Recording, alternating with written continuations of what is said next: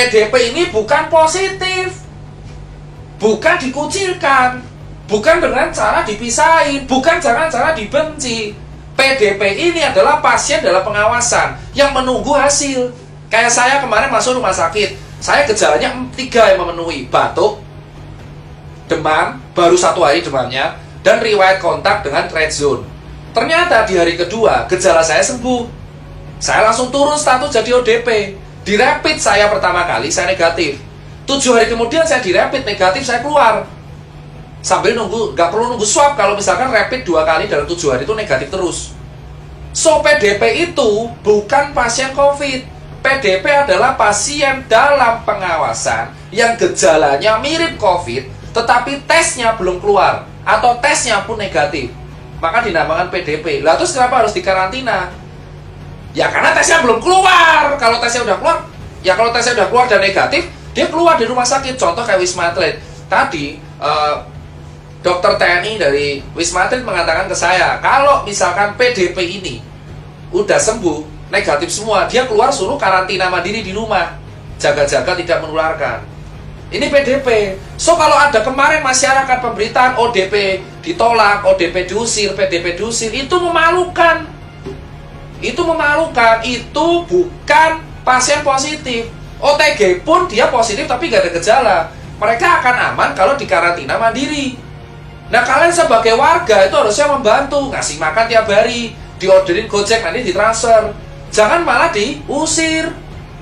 Nah terus siapa Mas Tirta yang harus dikarantina di rumah sakit? Yakni pasien yang tegak positif COVID dan bergejala.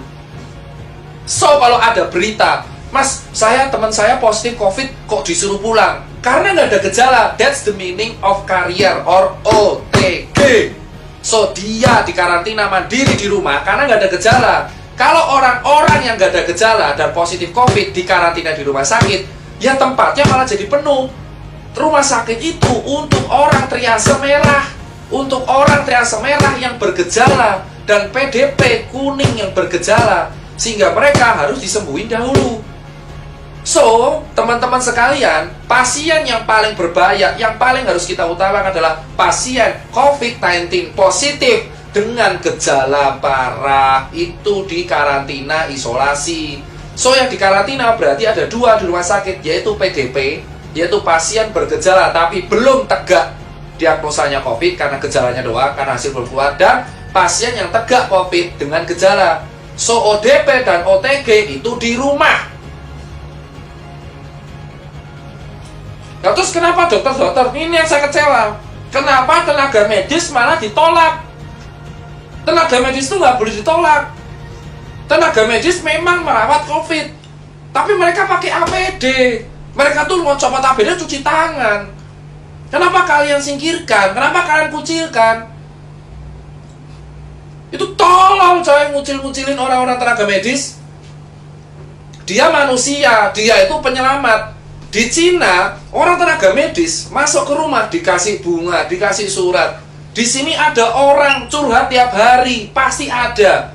Dokter nangis karena dikucilin lingkungannya. Diusir dari kosan. Diusir dari kosan.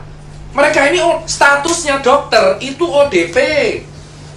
Mereka punya riwayat kontak dengan pasien positif, tapi mereka nggak bergejala. Dan mereka juga dites rapid tiap hari, Bapak. Tiap 7 hari mereka tuh tes rapid. Kalau sudah positif dia dirumahkan. Sistem jaganya tenaga medis itu 14 hari off, 14 hari on. Jadi 14 hari jaga, 14 hari off turun. Jadi mereka itu bukan orang yang aib gitu loh Pak. COVID itu kayak TBC Pak. TBC bahkan lebih berbahaya, dia airborne disease.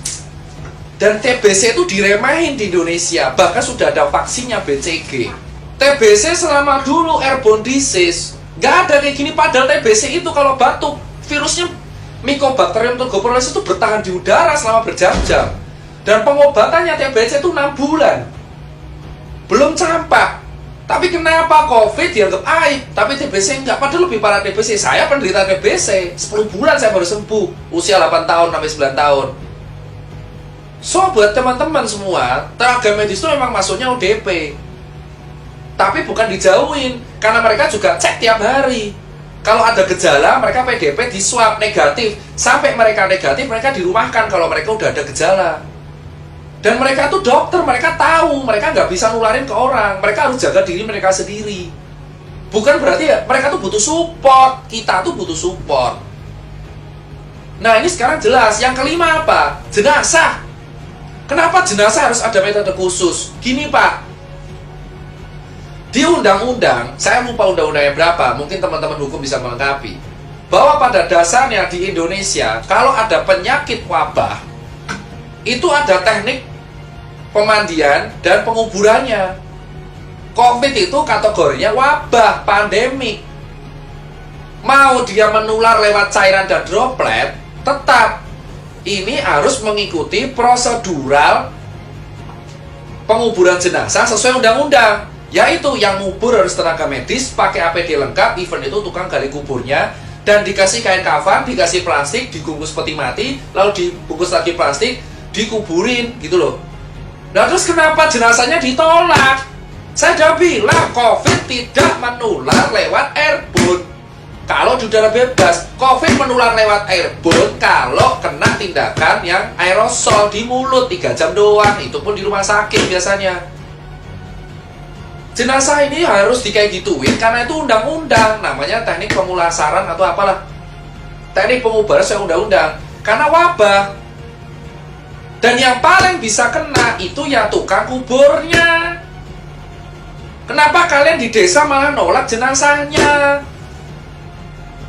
Kalau dikubur terus semuanya kena, ya enggak. Ya nanti kan nular lewat air tanah, ya enggak, kan dibungkus plastik. Itu jenazah dibungkus plastik, terus dibungkus lagi sama peti, terus dibungkus lagi sama plastik lagi. Kenapa ditolak? Itu orang meninggal, udah kena musibah, dan mereka sudah dikuburi sesuai standar. Kantong jenazah juga dikasih kantong jenazah. Kok kalian takut banget sama orang yang udah meninggal? Harusnya didoakan, jangan ditolak. Kemarin saya dapat video jenazah dilempar-lempar itu ambulan karena gak izin kampung. Terus ngapa? Wong udah dikuburin sama tenaga medis. Ini ya jenazah dibungkus plastik, kasih kantong jenazah, masukin peti, petinya bungkus plastik, yang ngubur tenaga medis pakai APD semua. Terus kenapa kalian takut? Itu nggak nular lewat airborne. Yang bisa nular itu adalah dropletnya.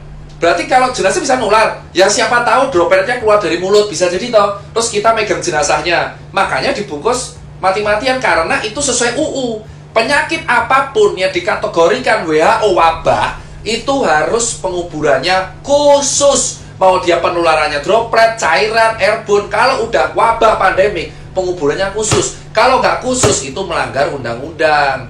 Jadi kalian nggak perlu takut sama orang mati. Mereka itu udah kena musibah, takdir.